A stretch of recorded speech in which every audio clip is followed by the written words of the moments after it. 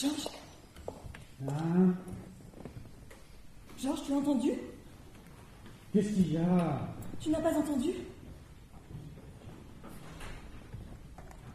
Qu'heure est-il? Ne me dis pas que tu n'as pas entendu. Si, j'ai entendu que pour la 5e fois, tu me demandes si j'ai entendu. Georges, j'ai entendu des pas. Des pas, là, derrière la porte. Des pas? Quels pas? Des pas qui couinent, puis qui crissent, puis qui recouinent. Qui recouinent? Oui, comme s'ils se reprochaient d'avoir crissé. Et puis... Et puis après, ils ont hésité entre crisser et couiner. Tiens donc, et qu'est-ce qu'ils ont fait? Ils ont... couiné. Et c'est pour ça que tu me réveilles à 3h30 du matin? Pour des pas qui couinent? Georges, crois-moi, un pas qui couine, c'est d'un pas qui a quelque chose derrière la tête. Marie-Gisèle! Les gantiers mouflons fabriquent des escarpins, des mocassins, bottes et souliers à semer le double piqûre. Depuis que la poulaine n'est plus à la mode. C'est-à-dire depuis Louis X le hutin. Bien. On m'appelle tous les jours pour résoudre les problèmes de pointure des grands de ce monde. Je suis capable de reconnaître à 100 mètres, les yeux bandés par mauvais temps, une chaussure qui plisse, qui coince, qui craque ou qui baille, une pantoufle qui souffle, ou une espadrille qui braille. Alors c'est quand même pas à moi, Georges Gantier Mouflon, que tu vas apprendre s'il y a un pas quelque chose derrière la tête ou non.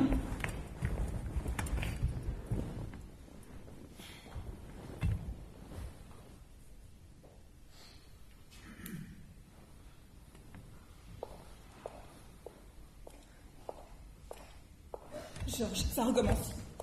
Cette fois, c'est craque-cuite. C'est très mauvais signe. Marie-Gisèle, est-ce que tu veux ma ruine? Mais enfin, Georges, tu es sourd ou quoi? Ça sent le patibulaire à plein nez. Fais quelque chose. Réponds-moi, c'est ma faillite que tu veux? Tu sais pourtant bien à quoi tient la réussite de la chaussure Gantier Mouflon. À mon sommeil. Si je ne dors pas, je chausse mal. Et si je chausse mal, je n'endors pas la nuit. Et en un mois, c'est la crise, le crack. Et qu'est-ce que tu préfères? La crise, le crack ou la vie? Puisque je te dis, il n'y a personne derrière cette porte. Mais qu'est-ce qui craque-cuite depuis 10 minutes? Mais je ne sais pas, moi, un chat, un rat, le chauffage. Non, Georges, le chat miaule, le rat gratte et le chauffage goûte. Bon, c'est notre problème. Monsieur Siphon du bar. Tu sais bien que Monsieur Siphon du bar est beaucoup trop bien élevé pour craque-cuiter, surtout à cette heure-là. C'est dans ta tête, Marie-Gisèle. Dans ta tête! Mais dans la tienne, qu'est-ce qu'il y a? Rien. Tu ne vois rien, tu n'entends rien, tu ne lis rien, même pas les journaux. Mais si tu lisais au moins les journaux, au lieu de vivre dans les pieds des autres, tu saurais que depuis 3 mois, il est dans cette ville à partir de minuit, un cambriolage criminel toutes les 2 heures. Bon, bah on a encore 20 minutes. Non, là, c'est trop. Qu'est-ce que tu fais? Je me lève. Pourquoi? Comment, pourquoi? Cela fait 10 minutes qu'un sadique double chromosomé, assoiffé de sang, rôde devant notre porte, et la seule chose que tu trouves à me dire, c'est que ta famille a connu Louis X le hutin. Et tu voudrais que je partage une seconde de plus ta couche? Non! Marie-Gisèle! Il n'y a plus de Marie-Gisèle, Georges. Les taits me tombent des yeux. Les quoi? Les taits. Je vois clair tout à coup. Tu m'apparais enfin tel que tu es. Après 10 ans de mariage tyrannique, je découvre ton vrai visage, une bouillotte de lâcheté tiède. Et il aura fallu qu'il y ait menace en la demeure. Péril. Quoi? Péril en la demeure. Non, menace! Ça suffit l'étouffement, Georges! À partir d'aujourd'hui, je suis libre, je respire, ma langue est à moi, et je dis menace en la demeure! Et si tu n'es pas tout le temps, c'est du semblable au même. Qu'est-ce que tu cherches exactement? À me ruiner? À me réduire à la famine? À ce que je mange des miettes de topinambour sur des tapis usés? Quand je pense que j'ai perdu mes 10 plus belles années à tes côtés, à côté d'un vendeur de tatane, car tu n'es qu'un vendeur de tatane, un soldeur de pompe, qui au premier assassin venu lui nargue sa propre femme. Moi, une moisson fleurie pintade. Parce que ma famille aussi, figure-toi, elle a connu Louis X le hutin. Seulement nous, les moissons fleuries pintades, on ne leur vendait pas des grolles rois, on les éduquait. C'est un moisson fleurie pintade qui a appris à lire à Pépin le Bref quand il était petit. Alors c'est pour te dire... Ça, c'est la meilleure. Comment tu l'as appelé, le soldeur de tatane, lorsque tu l'as rencontré pour la première fois au bal? Hein? Comment tu m'as appelé? quand tu m'as offert une pantoufle de verre. Dis-le! Mon prince charmant, tu m'appelais. Alors maintenant, ne la ramène pas avec Pépin le Bref, parce qu'il ne m'arrive même pas à la cheville, Pépin le Bref. Quoi? Tu oses insulter un ami de mes parents qui était la générosité même, alors que pour me conquérir, tu n'as été capable de m'offrir qu'une pantoufle, même pas la paire. Et en plus, elle ne m'allait pas. Une pantoufle que j'avais, gantée mouflon que j'avais fabriquée de mes propres mains. Elle ne t'allait pas. Non! Et d'ailleurs, rien de ce que tu m'as fait ne m'a jamais été. Ah, j'aurais dû écouter ma mère et épouser un des nôtres, un preux. Tu sais ce qu'il faisait avec les mégères de ton cru? Les preux, Pépin les autres? Il les balançait du haut de leur donjon et de joie, il se peignait une croix blanche sur le gonfalon. Est-ce que je t'ai une fois balancé du haut de donjon? Réponds! J'aurais adoré ça. Tu as adoré ça? Oui! J'aurais adoré que tu me donnes une seule fois la seule chose que je désirais vraiment. La poésie. Galoper sur des plages accrochées à ta selle. Manger à pleines dents de la viande crue. Crier ton nom sur les dunes. Rouler notre désir dans la vague océane. Saisir l'aube et le vent en scrutant du donjon.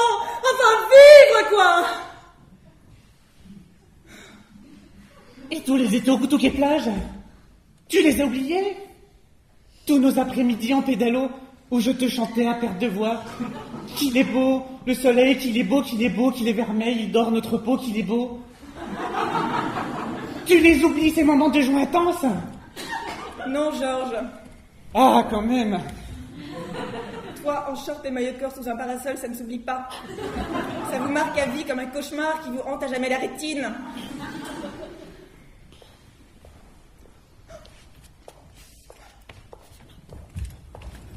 Alors, on prend pas vraiment maintenant? Eh bien, qu'est-ce que tu attends? Comment, qu'est-ce que j'attends? Mais pour aller voir, pour sortir, pour te battre? Pourquoi veux-tu que j'aille me battre? Avec le concierge que t'as réveillé avec tes cris d'autruche. Le concierge, j'en étais sûre. Tu nies l'évidence, même la tête sur le billard. Sur le billot. Sur le billard, on n'est plus au Moyen-Âge, hein? Ah, il faudrait savoir. N'importe quoi, pour ne surtout pas quitter tes petits souliers. La vérité, c'est que tu es un quoi? La lâcheté te boursoufle l'épiderme. Tu n'as plus rien d'humain. Plus rien d'humain. Moi qui ai créé 2 magasins, orteils fragiles et pieds sensibles. Orteil fragile, c'est bien ce que je disais. Un dégénéré, un monstre, une erreur de la nature. Regarde-toi dans la glace et dis-moi qui, à part une erreur de la nature, aurait pu t'épouser. Voilà ce que j'en fais de ta glace. L'annuaire! Où est l'annuaire? Ah, c'est ça, vas-y, appelle un docteur pour me faire enfermer. Lâche. Un docteur? Prétentieuse. J'appelle un vétérinaire. Oh, maman, tu m'avais pourtant prévenu. Pardon, maman. Tu m'as détruit, mais je ne te laisserai pas massacrer l'appartement que j'ai payé de mes mains et qui ont inventé la chaussure gantée mouflon. Georges, même la plus petite des fourmis jaillit hors de la fourmilière lorsque sa femelle est en danger. Crois-moi, un homme qui n'est même pas une fourmi pour sa femme, mais c'est lamentable. Voilà, c'est fini. Non, bon, pour te faire plaisir. Mais vraiment, faites le désir. Je vais appeler la police. Ah non, mais sûrement pas. C'est trop facile. Au moins d'assassin, hop, on appelle la police. Et puis je suis encore ta femme, non? Tu ne supporterais pas que des policiers me voient dans cet état? Tu sais, Marie-Gisèle, il y a quelques que j'envie. C'est le tueur qui va rentrer ici et t'étrangler. Je ne sais pas ce que je donnerais pour être à sa place.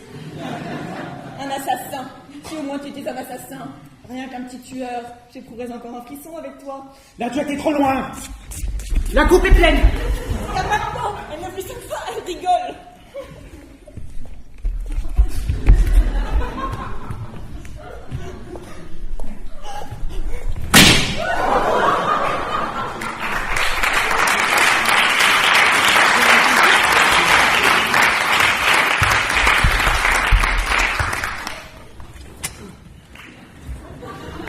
Georges, je te demande pardon. Non, c'est moi. Tu m'aimes? Oui, mon cœur. Sans toi, je ne suis rien. Tu m'as fourmi, tu sais. Je suis vraiment ta fourmi? Mais oui, mon chéri. Ah, merci. Georges, j'ai peur. Je suis là, ma vie.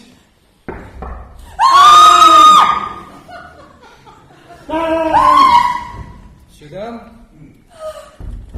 service de réanimation des couples. Ça fera 150 €. 150 €. Si vous voulez bien signer là.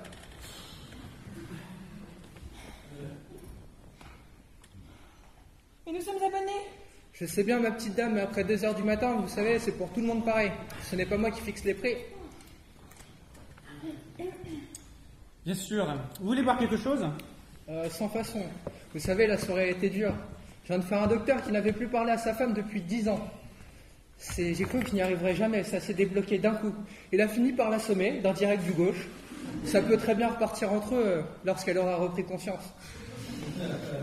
Pour vous, comme ça se passait bien, et que ça fait toujours plaisir lorsque ça accroche, je vous ai fait 125 pas au lieu de 100, et je ne vous compte pas le supplément. Oh, c'est très gentil.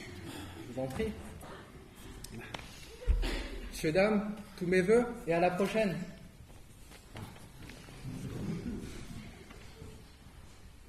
Il est très bien. Oui, on a vraiment bien fait de s'abonner à cette maison. Oui. Le personnel est sérieux, qualifié. En plus, il présente bien. On va se coucher, mon amour? Oui, mon amour.